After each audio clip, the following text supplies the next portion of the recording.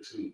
Probably, yeah. So, so that way we don't have to rush and this, that, and other. So I get a hotel, and because we got lots of high ski points. So I was, oh yeah, when we ever like, so the whole when I was in the Army, bro, smart.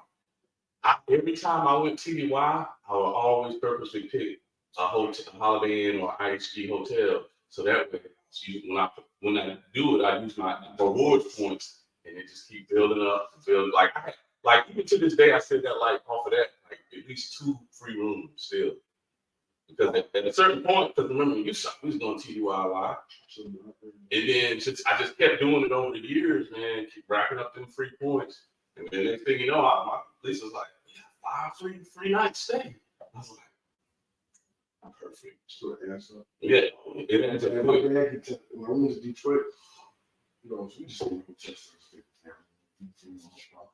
he was like, "Hey, like, boom, free room anyway." Stood up myself. Exactly. It works. I'm always talking about you good, man. It's fun to say I got a message. Ain't nothing but freaking the clothes brand of Lacoste trying to sell me something. Yeah, man. Yeah.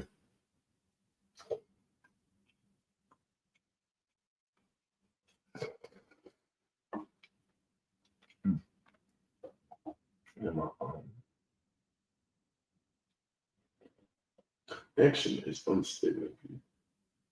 My connection. We'll get started in about a couple seconds. Okay, I'm gonna say that. What's going on? How y'all doing?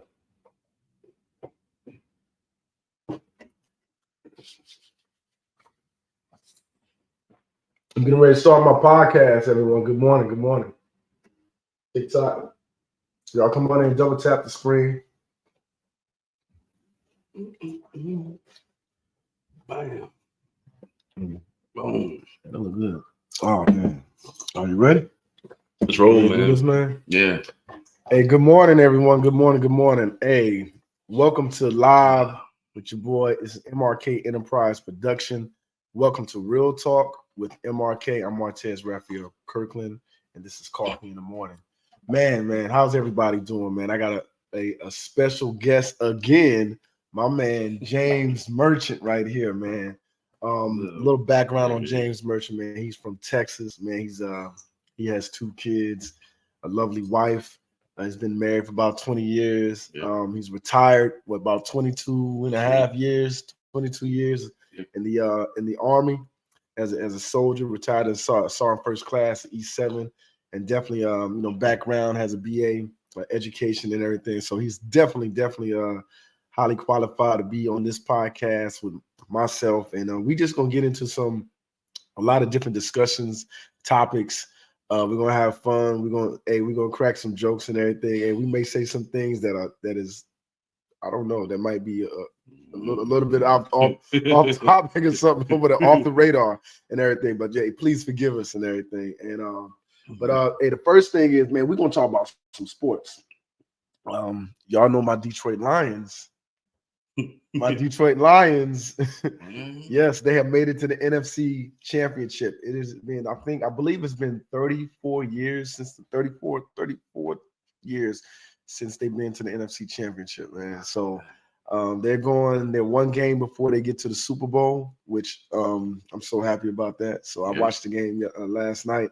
And I'm gonna tell you, if they make it to the Super Bowl, which is gonna be played in Houston, man, I might have to try to find out and get some tickets, man. And I was just in Detroit for about 3 weeks ago. So I definitely was me and my brother went down to Ford Field and everything. But again, man, this is Real Talk with your boy MRK, where we discuss upfront topics. We're honest. We give our honest opinion. We're very transparent. We hold back nothing. Now we ain't gonna talk too crazy. You know what I'm saying? That's not what we do. But I'm definitely gonna be straight, honest, and upfront about what I feel about anything that we talk about, and I hope it's entertaining to you guys. And so again, I want my friend right here. We've been friends for about almost 10 years now. I've been past that now. It's been that long. James and everything. So hey, tell us something about yourself, James. Man, I don't know. Just like Martez said, man, we just like to keep it real. Whatever topics that we come up that we bring on here, I just find it important that we have to find a way. I think today in today's society and age, man, where it should be valued that people can just be authentic, genuine, without fear of somebody. Everybody's offended today. So I think that it's just, one of those things. So that I think that's one thing about myself. I'm always going to be that way. I think that's why me and Martez have always clicked, because while we have our differences, like he's going to be 100% him and I'm going to be 100% me. Absolutely. And I think that's something that our society, I think that's something that we need, more people that can come together as individuals. I mean, if isn't that what the nation was kind of, founded on, was uniqueness, individuality, equality, uniqueness, all those type of things. So yeah, but those are some of the things that I think of as far as myself. That's I don't know. I don't really know what else to say. I always feel kind of weird when I talk about myself. I think like he's being modest. Yeah, I'm being pretty modest, man. Man got a lot of knowledge, man. A lot of knowledge on many different things. A lot of different experiences, man. So yeah, I think it just has to flow. You know what I mean? Just, like soon as we get to talking, it's going. We'll take off, and hopefully y'all can receive a little bit of information, embrace the brotherhood, the camaraderie that we bring, and just learn from the things that we discuss. We are not an expert in a lot of things, and but we know a lot. You know what I'm saying? So the first topic that I actually want to bring up and talk about, right? And my man, he's probably gonna be like, "Yo, bro, where this come from?" And everything. I want to talk about. Hey, I never know what he's gonna say. Just by the way, this is totally not scripted. Yeah, it's not scripted. We don't script nothing. No. So I'm kind of sitting here like, he has a lot of experience, man. About he got about 20 something years of experience in this, right? Myself have not been so lucky in that category. And on the topic of relationships, and I believe relationships, man, that is the foundation of the society that we live in, right? Relationships. And you always know that we always are trying to find ways to have perfect relationships, lasting relationships. Mm-hmm. This man right here, James Merchant, has been married for 20 years. He's just had his 20-year anniversary. Yeah. And love you, babe. I know she's looking. I want him to talk about what is it that you guys did to make you guys last so long in your marriage? What is it? I'll be honest, I can shoot that one straight out there. It's a word that a lot of people don't really like to hear these days. Compromise. Compromise. Yes, compromise. And what I guess to expound, it's like, look, man, you're not gonna me and you've had this conversation a lot, but it's just kind of everybody get to hear it. It's like, people get to hear it now, but it's like there's a real let's break it down, I guess, from society's view first. We have devalued marriage, if I'm honest, and it's like it can become just like how we treat our clothes. You don't like the outfit, you just get another one, right? Right. And so get rid of it. Yeah, it's like get rid of it, right? And I'm gonna get into that, and there's different variables when it comes to that, but just to stay on point, you see TV shows, like people don't really know what they're getting into. That's what I'll say. First of all, you get it, and I can't say that I did personally. So first of all, how old was you when you first got married? I was 23 years old when I got married. So that's why I say I can't say that I even knew fully what I was getting into. Yeah, and because I didn't. Like marriage unfolds year after year after year after year. So it was like the idea. Oh, I really like her. Yeah, it was like, it starts off the idea, and don't get me wrong, there was love there, but to give you some insight on just how much we didn't know what we were doing. Like I remember when we were dating at a certain point, we were gonna just live together. And we thought that we were 8. I was 9. She was 19. I was 20 years old at the time. Long story. I don't have time for it, but at that point, just showing you young love, like we were just gonna live together in California. Right? Like the cost of living even back then was crazy. So where was y'all living at the time y'all said that? So. Y'all was gonna go to California. So she had just joined the Air Force. I was about to get out of the Army at that time. And the idea was I was gonna get out the Army, move to California with her. She didn't even have a house. She was living in like military dorms. So like I was gonna stay in the dorms until we found a house. How many soldiers have we found? I had a couple of soldiers that actually tried to do that. Right. and it was like, this just seemed like a good idea. We didn't know nothing. So it goes to show you, like, yes, you fall in love, but you don't really know. And then, just in the middle of that. So it's in some ways, I can understand certain times, like when people go through certain things in their relationship, because it's not easy. Anybody that's been married a certain X amount of years knows that. So I think the X factor, if that's what you want to call it, the factor for us, just to kind of stay on point, because I was trying to get to the point where we kind of look at it not as deep as we should getting into it, but then the breakdown just kept boiling down to, we want to make this work. We want to make this work, and the only way we're going to make this work, I would have to compromise many times, and listen, it's not going to be fair. Fairness is an idea you got to get out of your head. Fair in a relationship. Yeah, fair in a relationship. Like, hey, you know how everybody like, I want it to be 50-50. I want it to be equal. There's nothing equal in a relationship, regardless if you're married or not. Like, everybody has to throw that out, because there's going to be times. There's definitely going to be times when it's going to feel unfair, or the other person is getting more than what you're getting, and it's going to be times where it switches. The 80-20 rule, like you're going to feel like, hey, I'm giving 80% and you're only giving 20%. Yep. You have to be able to, and when I get on myself as far as marriage, you have to get to a point where you have to understand that every single day of your lives that it will not be equal. And you have to understand that. Yeah, man. Go ahead and no. I mean, that's spot on, bro. Like, it's never gonna go that way. And I think that's where you start finding. I'll tell you right now, like, when there's, whether it's a breakup or a divorce or whatever, separation starts in the mind long before it actually happens. It actually happens. Yeah, people actually get divorced in their hearts and minds, like maybe years before the divorce actually takes place. And so the idea is just kind of keeping a fixed mindset to saying, like, it's gonna get hard, because I know there's been times where there were years when it was more lopsided, to where, like, it was kind of more, wifey everything was kind of moving about her.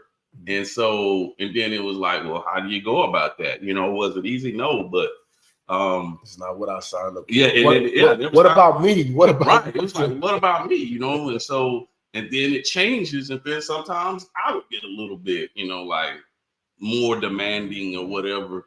And so it really comes down. That's why I said at the beginning, it's a compromise, because usually what I learned, you get what I call just like a selective amnesia, because when you're in conflict with somebody, you forget that you love that person.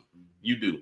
It goes out the window, and it's like you can be living in a complete relationship with somebody, and then it's like all of a sudden you're in the same house and you're living with a complete stranger when you're in conflict.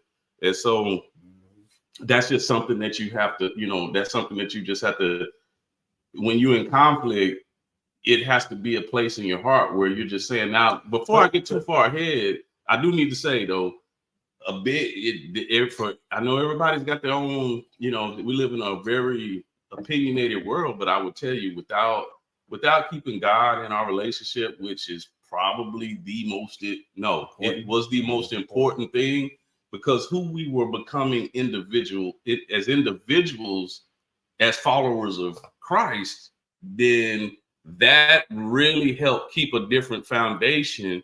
Because yes, we'd be mad at each other. Sometimes we'd be very slow to forgive each other.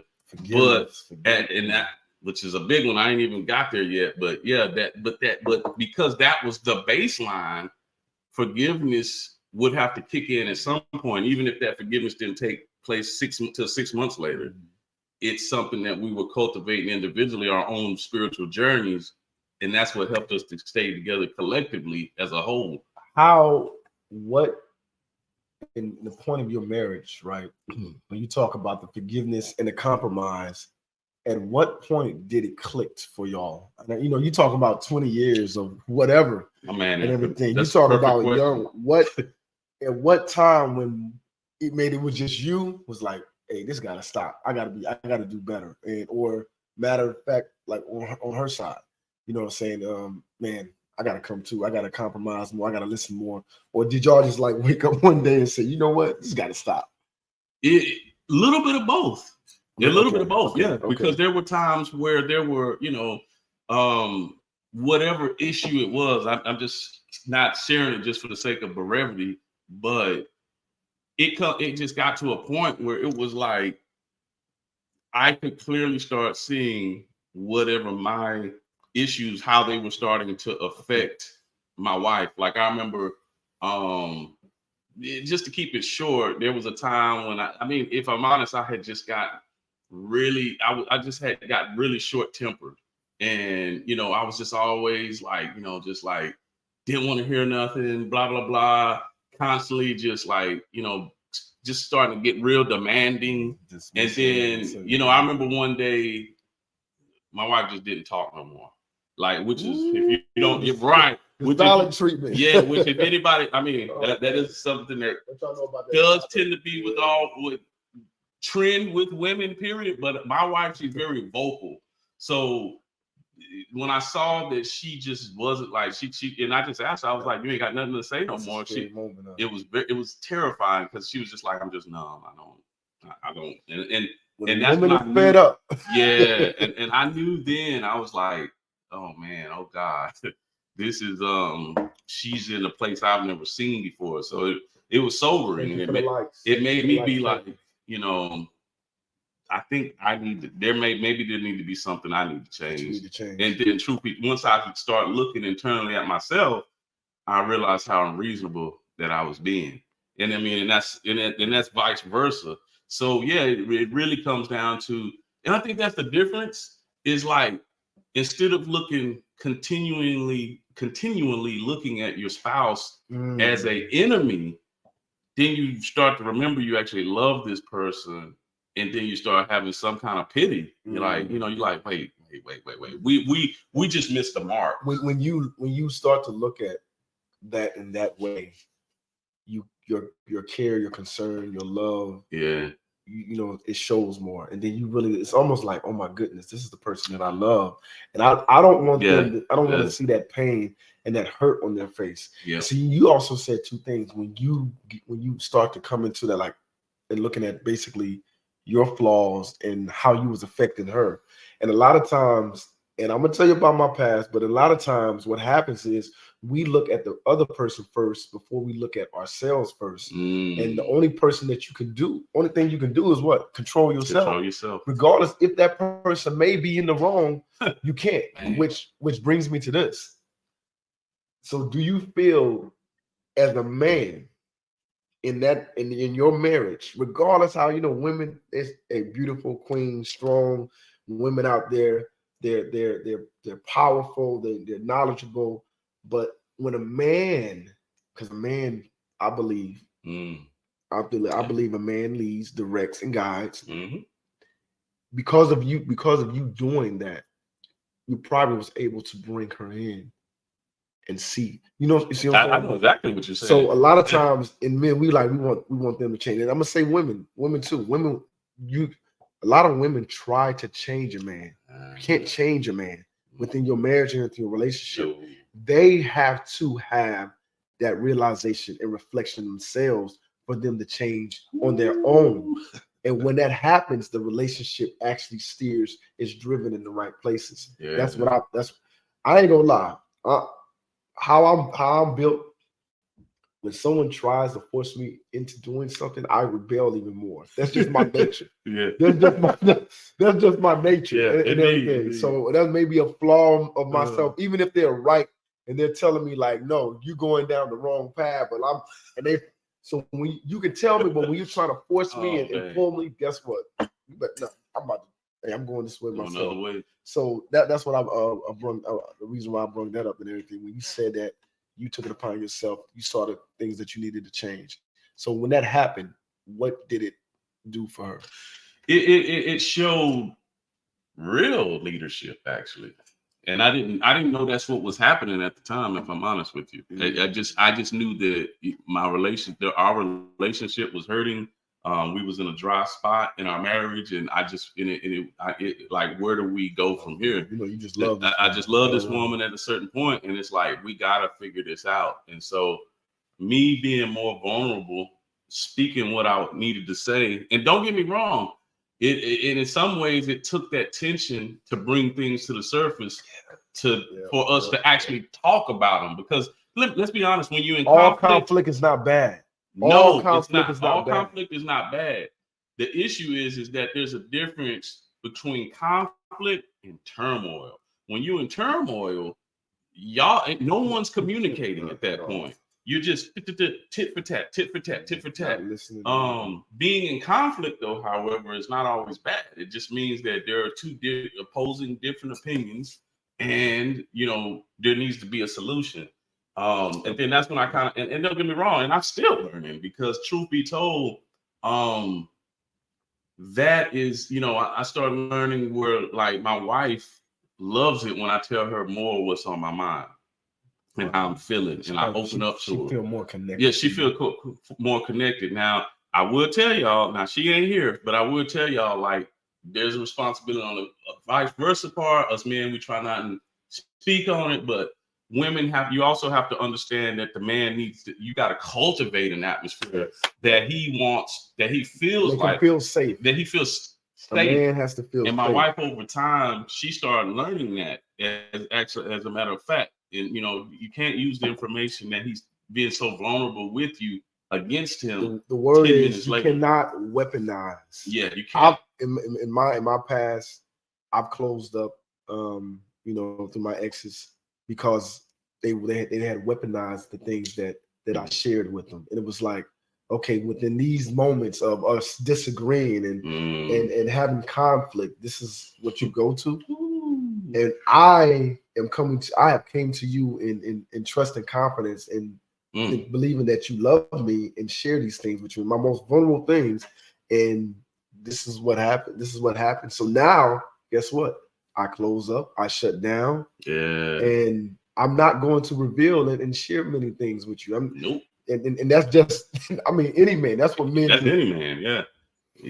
He's right. And that's just something that that has to be.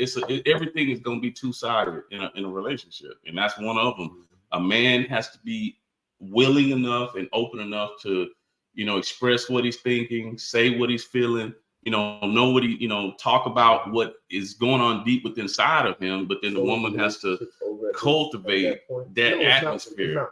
Yeah, have to cultivate that. But go ahead. I'm sorry. Hold on. No, go ahead. We got a question on TikTok. On the TikTok, my TikTok is the same as my YouTube, Facebook, and my Instagram.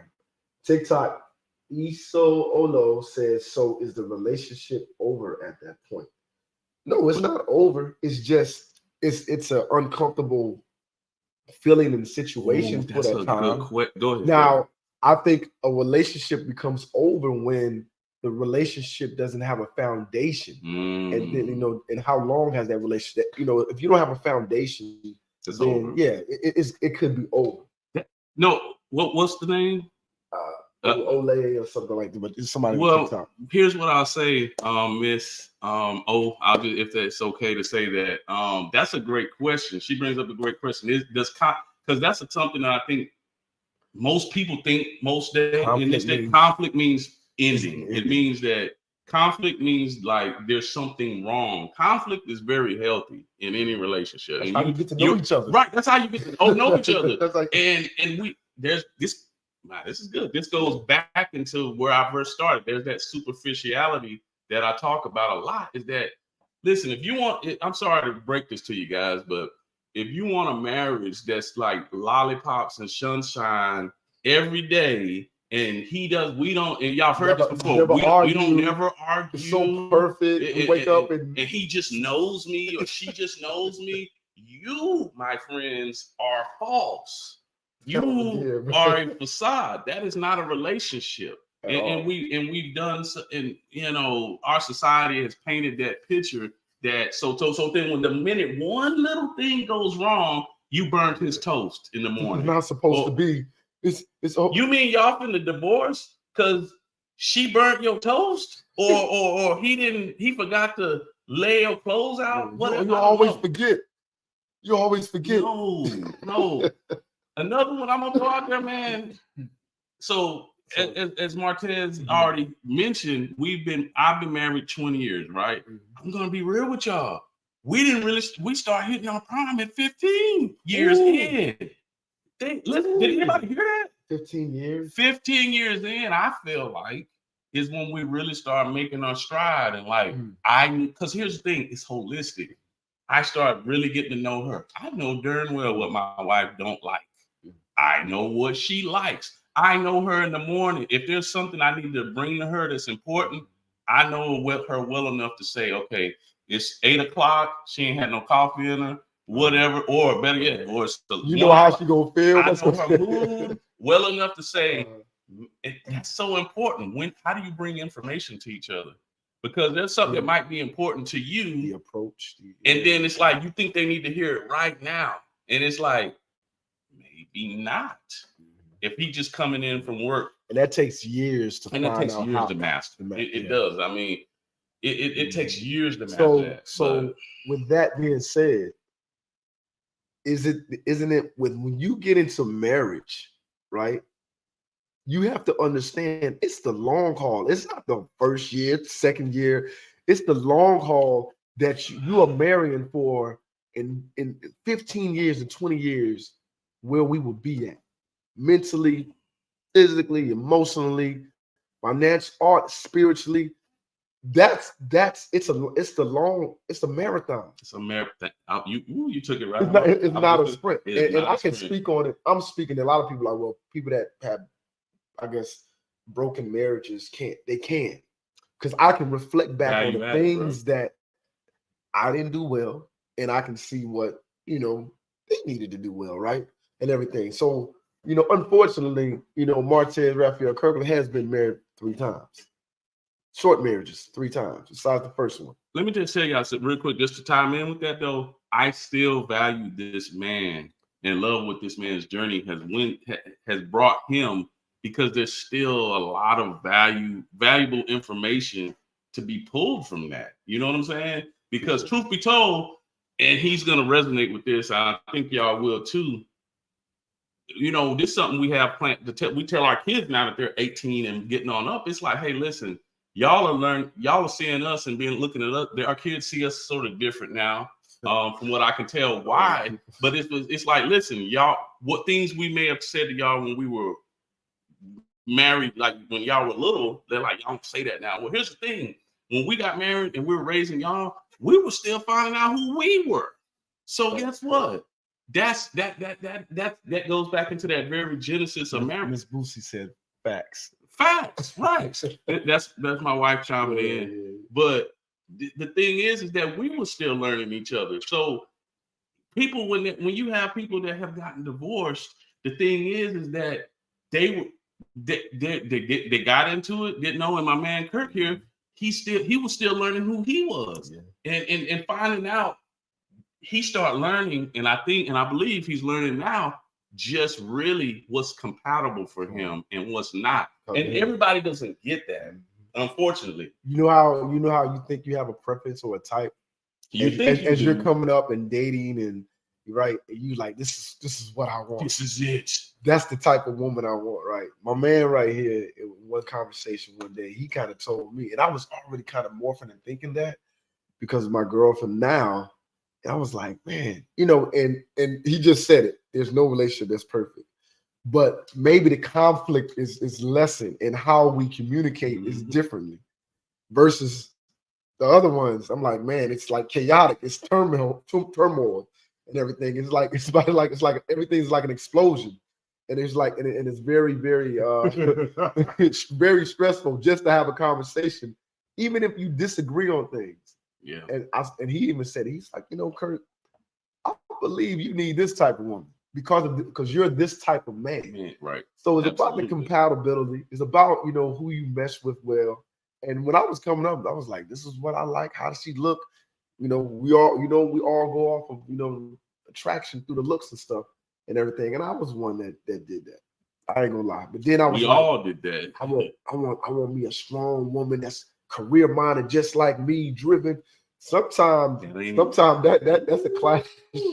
Big time. So we just alike. Sometimes that don't always work. That don't always work. So, and I'm starting to realize, like, in the beginning of my relationship, I was pulling away from her. I was like, she's sweet and everything, and very pretty, but everything, but she ain't what I used to and everything. So I was like, you know what? For me to have a change, and for me to be able to get to the type of relationship I want, I'm going to have to choose differently. Yeah, I like that. And yeah, so that's what I had to reflect on. My man, he brought it to my attention. Yeah, man, I'm a firm believer in that old adage, opposites attract, because like you don't. It's sometimes, many times. I mean, for some time, every now and then, I will see this couple that are like a carbon copy of each other, and sometimes that works. But the numbers don't show me that it works. For across the board, the numbers actually show me that people who are different, like I love how, if it's okay, I was talking about your parents. I love them, by the way. Been friends with the family for a while. His parents are just beautiful people, man. And but his dad and his mom are polar opposites. His mom is more, like kind of like my wife. She's more definitely, headstrong, very, career minded, like just like what he was saying. However, his dad is more like low key, mellow, chill, relaxed, always has a calm spirit to him. And that you would think, like, how does that go together? But they balance each other out very, very well. A funny story, like when I was coming up, I'm the oldest out of my three of us, right? So check this out. When I was coming up, I ain't gonna lie, I say it all the time. I love my mother. She is the queen of my life. But I know if she wasn't my mother, I could not be married to her and everything. She is for my father. She is for my dad. And he is for her. He knows how to handle her. He knows how to handle her. He knows what. And I know, like, my personality, and it's crazy because when I was growing up, my teenager years later on, me and my mother kind of butted heads. So I already know that, it wouldn't work. But my dad, man, like calm, my mother, she when she was young, a little rowdy and stuff like that, because she's very passionate and strong-headed. But she mean well. My dad, on the other hand, is like, chill out and everything. And he was able to, they've been married for 43 years. They've been married for 43 years, which is mind-boggling because I only made it to 6.5, maybe 7, and half of that time I was separated. So I don't even know what it's like to see a person every day for 43 years or 20 years at that. So he is exactly right, man. Somebody said, y'all double tap that shit. But yeah, it's all about the right fit, finding that right person to fit you as a person that compliments you. And sometimes we always look at people like, man, how are they together? Well, it works for them. It works for them. If they are happy and it works for them, who am I to judge? Yeah, I was gonna say if you look, I'll go ahead and throw this out there for anybody, male, female, single. that you're, looking or whatever, starting off with your relationship with a young or older, I'm gonna go ahead and say that don't be afraid to adjust what you think you're looking for, because a lot of times, and it just happened like that with my brother that I would say, my brother is 40 years old, and he recently has gotten into a relationship, and I will tell you, the woman, the lady that he's gotten, that he's been with now for a little bit, she definitely don't really fit what he's attracted in the past. Yeah, so this is definitely different. So, but I think but it's good for him, and I can tell it's good for him because I can even tell even his voice just changed when they talk on the phone to him. Yeah. Oh, really? Yeah, he got a new swagger to his voice. He sounds like he on the ear laying on. He talks like he's Matthew McConaughey. I'll be like, hey, what's going on? He'd be like, hey, what's going on now? I was like, when did you get so smooth? Like, hey, she giving him that swag. Yeah, man. and it's good. And that's what it's about, though. It's all about the person that you choose, and y'all choose each other, and that you're with. That you guys make each other feel comfortable. You guys make each other feel smooth. You give each other that swag. And if he walking around with his chest up, head held high, and everything with a bounce, that's great. That's great. It's about just two people coming together and from two different parts, two different lives, two different environments, meshing together and just caring and loving on one another and making each other feel great. So we're gonna go and get into another segment. We should have done it in the beginning. So as you can see, it says Real Talk with MRK, right? Oh boy, what's the also coffee in the morning. Coffee in the mornings, right? So my man, he is a coffee connoisseur.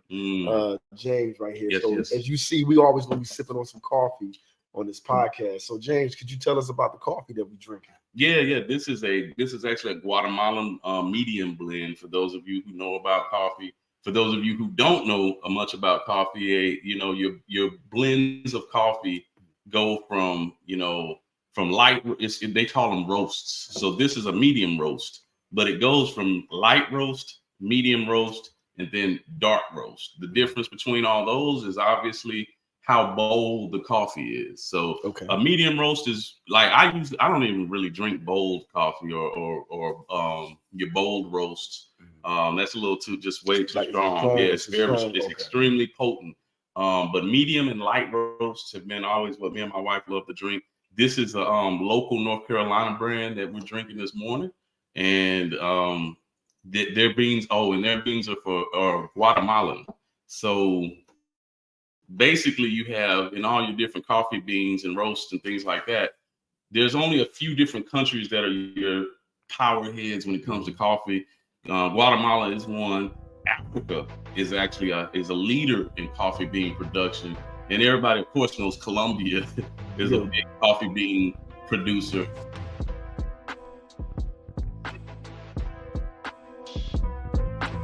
We're trying to get into that market with the ones I just mentioned: Africa, Brazil, Colombia, Guatemala. These are like those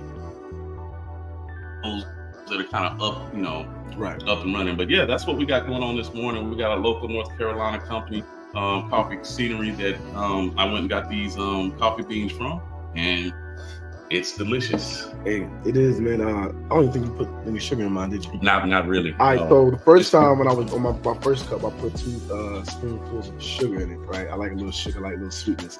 My man made me another cup.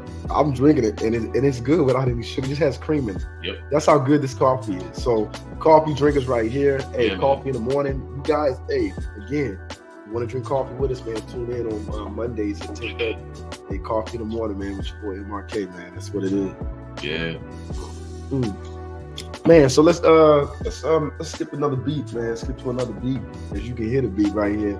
Hey, the beat that you hear, man, is by John Doe. It's my it's the John Doe. It's a John Doe beat production. Now I got Champ, Denzel Richardson, man. Yo, so y'all get a shout out to him, man. You check him out on TikTok, Denzel Richardson 1, and also he's on Instagram, Naga Champ, baby, and everything. Oh, so and another, I'm gonna let you guys know this year I'll be coming out with some projects as far as musically. Hey, so check it out, Martez Raphael. It'll be on all streaming platforms, Spotify, Apple Music, Amazon Music. I do have some stuff that's out right now on Apple Music, some older stuff, but hey, you can still check it out, man. It's something for the ladies. Hey, Love Is Gone, Favorite Girl, Christian Night Like This. Nice. Hey, so check it out, man. It's good for the mature soul, and I hope you guys definitely like it, man. Oh man, so what you want to get into now? What's the next topic, man? Brother, I'm letting you gonna let me ride it? You gonna let me drive it? with it, man. I'm here for the show. All right. And so, next topic is we gonna talk about. We always gonna dab into some music, man. We're gonna talk about my man that I'm really becoming a big fan of, and I see him doing some great things. He's all on Instagram and social media.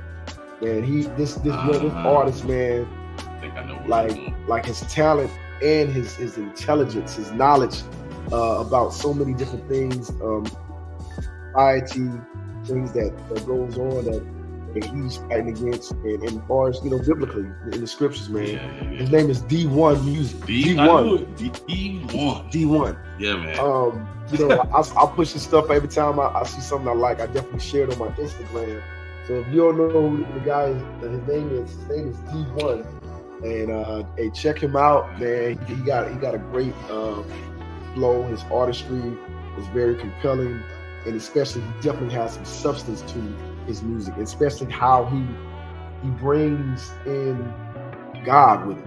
And as a guy that does music, I remember coming up with, especially when I first started, I always would try to stay true to that in a way to still connect God into my music and not be so secular and everything. I was like, well, how am I going to balance this everything? And I ain't gonna lie, he is an artist. He is an artist where I've said someone finally got it. Yeah. Where I think he's really going to start to bring and turn people that's on the secular hip hop to that wave and everything. So what do you think, James? Man, well, first, before I say anything else about him, let me lay some of for those of you who don't even know who we're talking about, because what's to me is somewhat sad. He's an unsung hero. Like, if you know about him, you know about him. But if you don't, let me break this down for you. So he's 38 years old.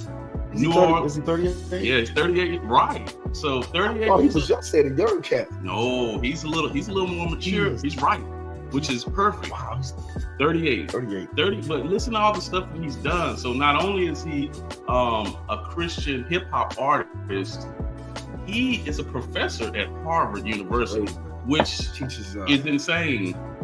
He teaches something along the lines of music theory or something like that, but he teaches at actual Harvard University. And recently, which was a big part of his plight, was he just got land and property on Harvard campus, which for him, that was big because it was like he was in some of his lyrics, he's saying how like, here I am, because of how slaves actually helped build Harvard. And then it's like for him full circle, black man, because for him as a black man to now have property on Harvard. So that's just one thing. That's one layer. The second part of it is recently he's become really controversial. He's been putting in work for years. Like he's been on the show with Sway. Sway loves him. He just constantly has him back on. And he is now actually in a very, very intense, I won't even say conflict, just controversial stand against regular hip hop. What he's doing is this.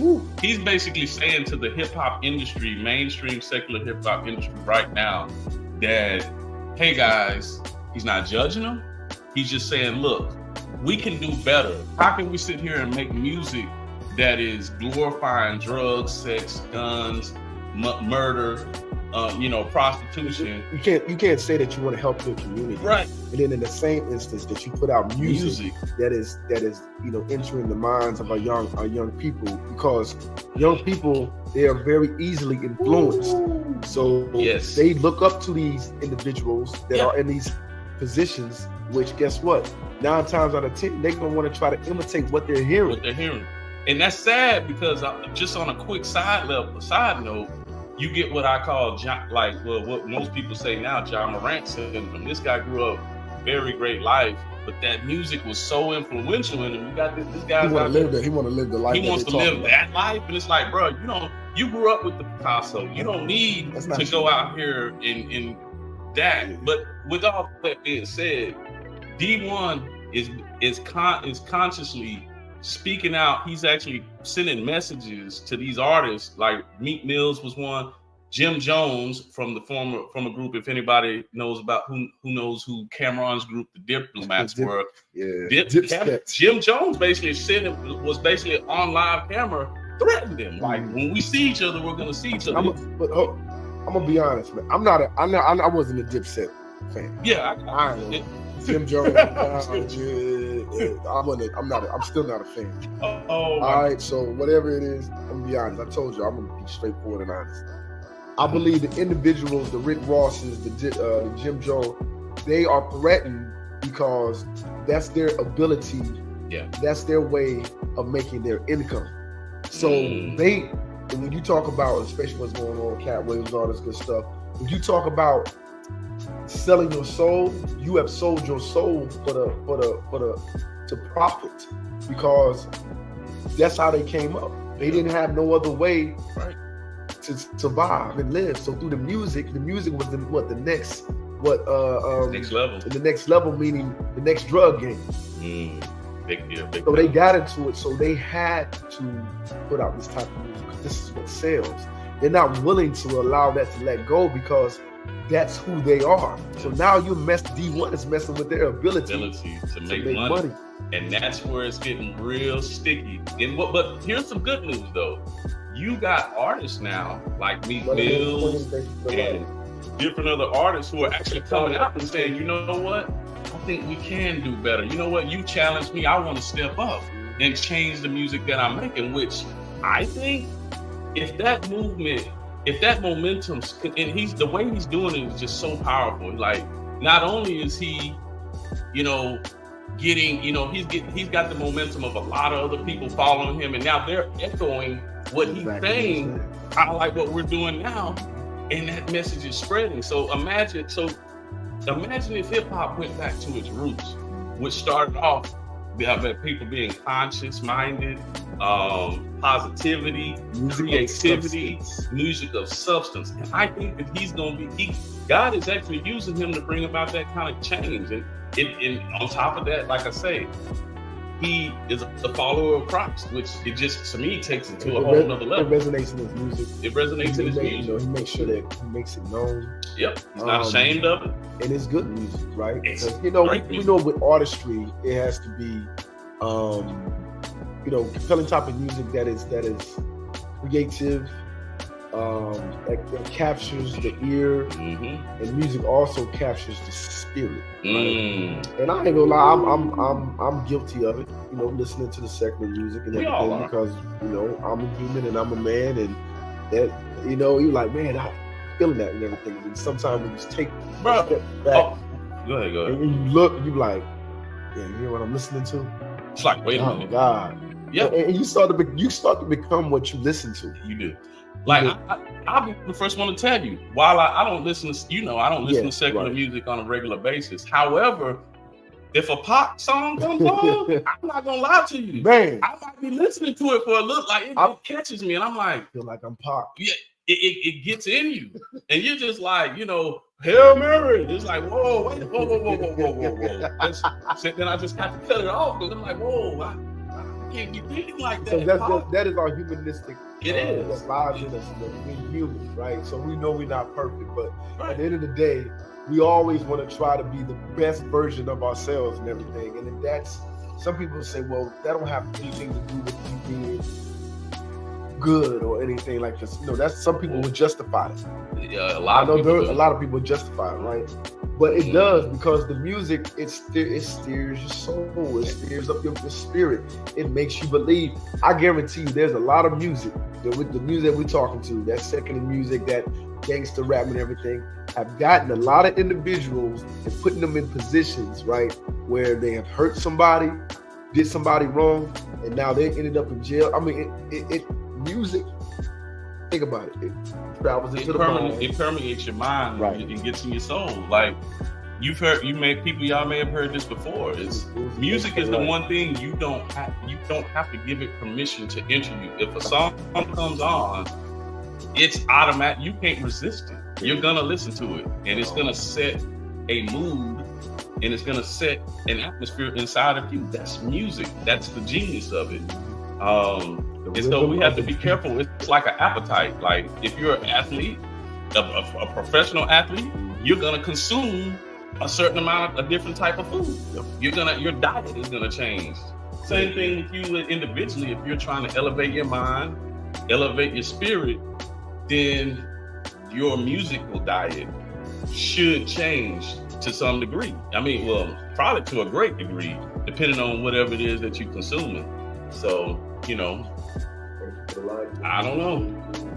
But back with just keeping on track with D1, I encourage any of you, just look him up, Google him. If you're interested in content like that, give him a try, because I can't get enough of what the guy is doing. Like I feel like he's gonna shape the course of an entire industry at this point. And another thing that is setting the stage of is that because we're looking for, people are seeking substance in music. Even my son would tell me, like, he kind of goes back and listens to the older hip hop. He's like, man, they really were talking about stuff, Dad. And I'd be like, yeah, like they were. Compare it to today's. He's like, where's our guys like that? They don't really have them.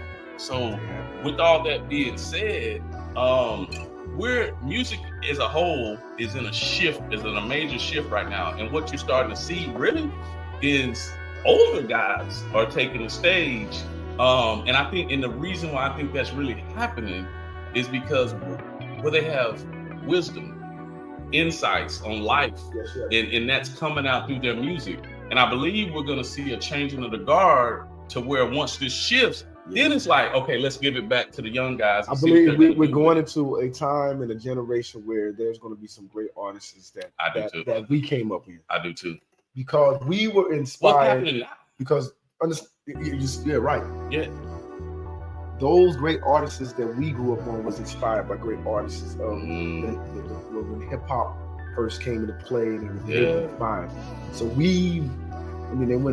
went to another time where there was another part of the hip hop era where they was inspired by the Biggies, the Nas, the Wu-Tangs. And then after that, it fell off. And that's what you have today. Yeah. I'm gonna be honest. I'm not a hater or old school dude that just hate me. I really have tried to listen to today's artists, and there's only really a handful of them that I can honestly say that they're legit. Yeah, big time. A very small percentage. The rest of them, I'm gonna forget. I've already forgotten. Pretty much. Because now we're in a time of, as far as musically, when they put out something, they put it out like tracks at a time. Even if they put out a whole album, we're not listening to a whole album. We're listening to 2 hits off of that album that they had, and now they went platinum or something for whatever reason. But back in our days, you was great with your whole album. You could go through every song just about without skipping, and that album was good. Man. So, yeah. Wow. Yeah, I just love the whole topic. Period. Another thing I think that we like that is something that we are looking for people as a general, is obviously something people like. People love things that they can get behind, that they can stand with, and people love watching people who stand for something. And that D1 has set the bar for that, to where his money's where his mouth is. I mean, he's legit crashing with these. Like, he had an interview not with Rick Ross, the big guy, who lost weight, but now he's but he was, Rick Ross that rocks with Jay-Z, but the real Rick Ross, the one who the story is about, which is a true Texas native, by the way. Which I mean, he came from there, and the thing about Rick Ross is that, for those of you who don't know, he was pretty much the biggest drug kingpin, anywhere next to any major crime figure, whether it was Al Capone or whatever. He was that guy. Like, you seen that movie? What was that with this? Huh? I said this generation's Al Capone. Yeah, he was like this generation's Al Capone. So yeah, pretty much, because he was this guy. We ain't talking about like a local celebrity drug dealer. We're talking about a guy who's making moves with the cartel, and in turn ended up connecting with the CIA. So this is where this guy was. With all that being said, he, like Rick Ross now, he's older. He obviously isn't selling any drugs, but he's older now, and he's old enough and wise enough to realize how detrimental that was. And he came on and did an interview with D1, which I thought was beautiful. That was dope. It was That showed how much respect that he has right for D1. Right. I should say that shows that he actually respects what D1 is doing. So I just love that whole thing. But again, he's putting his money where his mouth is. He's having hard conversations with certain people. Not everybody's agreeing with him, and he's still staying the course. I think we need more of that in society. While not everybody's gonna be a leader, many people can be influenced. You could be a good follower. You could be a great follower. You could be a great follower. There's something behind knowing how to follow. Within following, you are actually a leader of yourself, right, man? Because you're being able to make, those soundly good decisions and choices for yourself and for others. Yes. And understanding who you are as a person. Because if you understand that, well, I'm not this type of person that leads out in the front, but you still can set a great example by being able to follow the leader that's leading you. Come on now. Yeah, man. No, that's dope, man. Because it's true. Like, as a matter of fact, and what you gravitate to is actually it's either a good or negative reflection on like who you are internally. Because like people that gravitate toward certain things, it's like that's what's in you already. So you gravitating towards that. But then for the positive, it's like, hey, then that means there's something in you that is for the good. And that's what we need more of is, more leaders, but also just, Martez hit it real good, more people who are willing to follow the positive, influential figures that are being placed out there in the world. It's a good time, man. Very good time. Very good time. I believe, like, in a way, some people are like, oh, this is turmoil and this is, I can't believe he started this and everything. No, he's just awakening everybody. You ever heard of Stay Woke? A lot of us been asleep, so he's just awakening everyone. And hopefully in the awakening you can stay awake. Stay woke. Yeah, dude. No, go ahead. No, I'm just saying that. I mean, music is so important, man, and it is. And I believe if we don't find good generational music and artists that start putting out good music, man, we are definitely going to lose. Man, I mean, I ain't gonna say that we've lost this generation, but this generation is definitely different. Yeah. We need to reach our young people these days because the way society, the way this generation is set up, we're actually the first generation of parents who raise a generation of completely social media driven, social media hyped, informationally aged. We're in an age of information. And we, as parents, are the first group of parents to raise some kids like this. This is new to us. This is new to us, but this is setting a standard for generations to come. So now what? What do we do? How do we let me make it clear. I'm not against technology. I'm not against technology at all. Like, if it wasn't for technology, when I would spend times on my deployments for a year long in Iraq, I couldn't communicate with my wife without Skype, without these things. So, I think technology is a great thing. The misuse or mishandling of these technologies is where we get the problem. So with all that being said, our generation is intoxicated with this stuff. Yeah, so intoxicated. It's a standard. Think about the word of intoxicating, right? When we refer it to or it goes along with drunkenness and everything. You are in a state to where you are unable to kind of do for self. You're discombobulated. You can't think straight. So when you have that intoxication and you can't see clearly, right? Because all of this social media and technology has stripped and ripped from this generation, our kids, the ability to communicate effectively, the ability to be able to understand just the foundation of learning, how to become an individual and to take initiative. It's so many different tools that they're missing, even though the technology is a benefit to us. So it's a scary thing for me, because I have kids that are 20, almost 24, 22, 19, and I have a young one that's 6. And now that young one that's 6, I'm starting to think, which she's in a wholly another generation. I'm wondering how she would think, how her mind would view things, which is scary, because hey, everybody loves their own generation in the time that they grew up, right?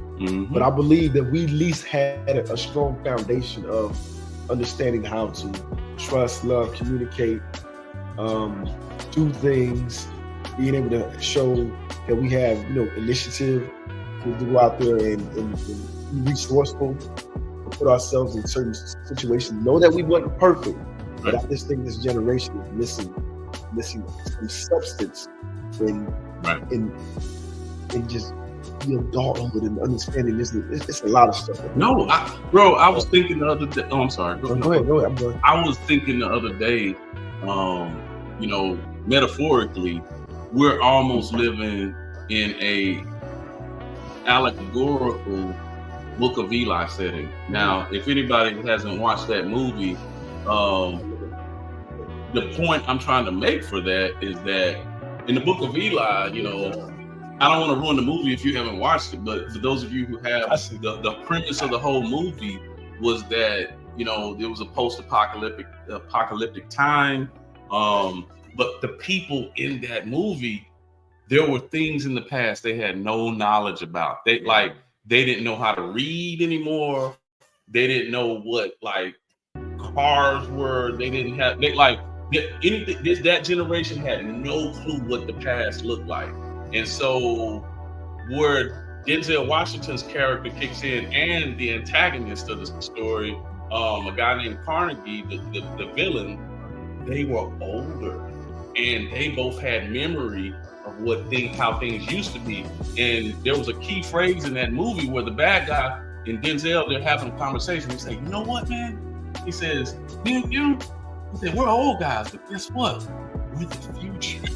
Because they were the ones who had knowledge of quote unquote good and evil, or what was right and wrong. And then you had the bad guy who was using his knowledge for bad.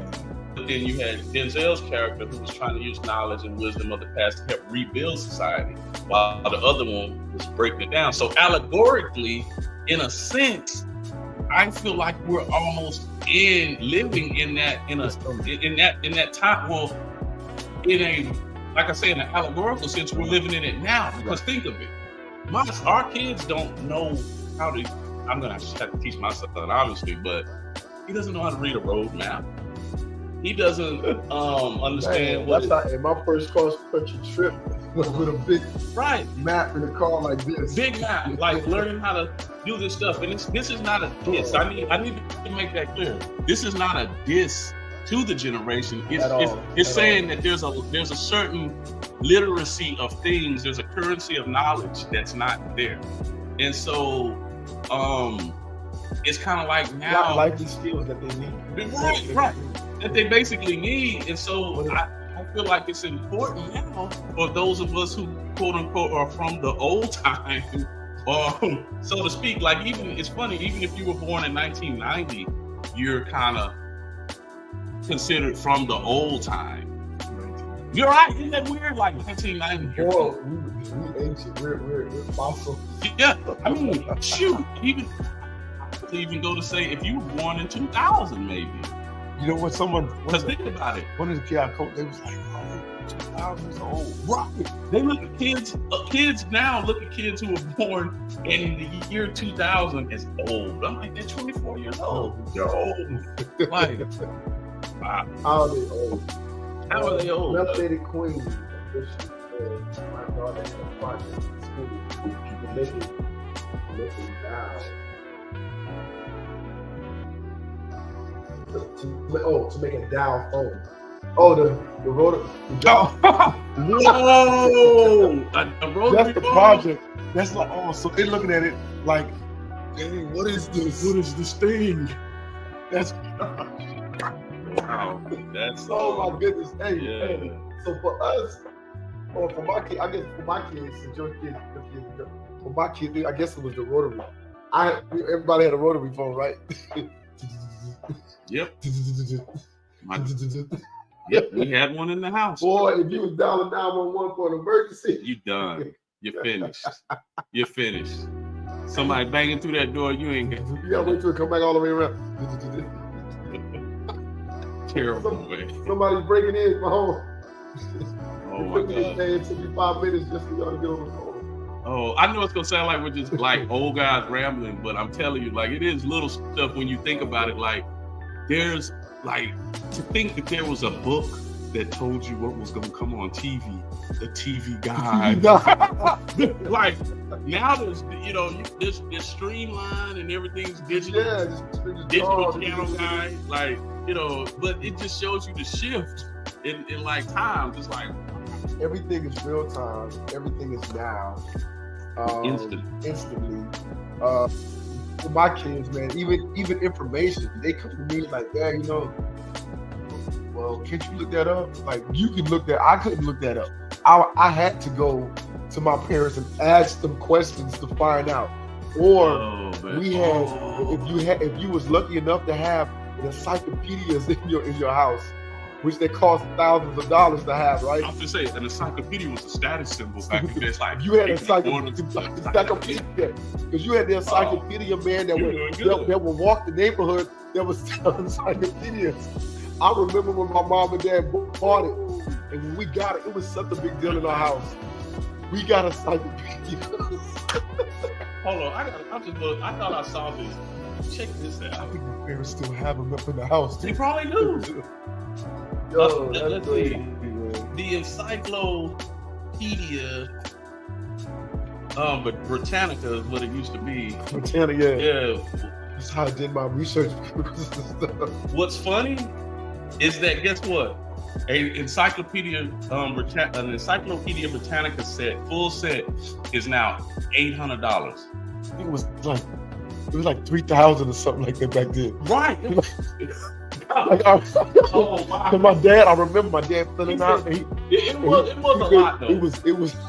But even still, the fact that it's still $800, it's like a relic now. Like this is an antique set. So if you get it, it's like so if you get it, it's just like like you can imagine with our kids in this time, right? They go look at an encyclopedia, look it up. That's what my dad would do. I would add, hey, look it up in the encyclopedia. You gotta go find. First of all, you got to know where to go to look it up, or you're gonna be looking at every one. Bro, have you ever asked yourself, what's the future of libraries? I mean, there's a library. I thought they would have been extinct. I honestly thought they were gonna be gone, but thank God they're actually still around. But I'm surprised with Google, like even Barnes and Noble. But it's happening. Not as many people are going to the library. I mean, I hate to say it, you don't need to. I do it. I want to Google. You type in when it pops up. I do it too. Like again, not against technology because I am a Google head. If I need a recipe, Oh my goodness, man! Uncle Google is a good friend. Loves the library. Oh, that is good. That's good to hear. You're doing a great job, bro. I ain't gonna lie. I ain't gonna lie. I'll be like, you gotta pay Google. Oh. Get the Google. Well, matter of fact, this is when I was coming up in school. Wait, don't they got ChatGPT now? The AI, that's the equivalent. My son called me last night. ChatGPT. He's like, hey, I found out some more. Just ask the AI. And it gave me, and it directed me to this link. So I'm behind on the AI thing. If I'm just Googling, I'm getting there. Google don't, it's AI. So you talking to AI, he's like, yeah, AI tell you everything. Yeah, tell you everything. I'm so lost. I'm becoming this old age Flintstone dude. Don't feel bad. We got some overdue books. Wow, I ain't heard that term in a minute. Overdue books, man. I ain't gonna lie, I used to have overdue books all the time. I did too. I had this one Langston Hughes book for like 10, I would say like 2 years almost. Yeah, from the Atlanta Library. Oh man. Yeah. Matter of fact, I never returned it because I ended up leaving the state, and so I got a letter. I just like paid for it. Yeah, they're like, this would be $80. I was like, hey, I've had a lot of food. Yeah, me too. Man, but hey, it's been about an hour, a little bit over an hour, man, on Real Talk MRK Coffee in the Morning. Man, we gonna close it out and everything. And before we close it out, hey James, hey Real Talk, give them an inspirational word, whatever it is that's on your mind, on your heart, and everything. And then I'll go ahead and close it out, my brother. Gotcha. Matter of fact, no, my man knows I'm a reader, so I came across a quote yesterday actually that really resonated with me. Pretty deep, but just some food for thought, as they say. This was actually a quote that I came across, and it said, "Time is the dressing room of eternity." And it was like, we are given the opportunity while in the few fleeting years we have on this earth to prepare. So prepare. So that's just something to think about. You know, time is the dressing room of eternity. You only get one. Make it count. Okay, that's what's up, man. But I appreciate y'all. Again, I'm gonna leave y'all with this. All right, and anything that you do and everything that you do, try to do it to the greatest of your ability. All right, even if you fall short, get up the next day and try it again. So stay focused, stay motivated. Progression is the only way. I'm Martez Raphael Kirkland. This is Real Talk with MRK Coffee in the Morning. Till next time, I'll see y'all all next Monday.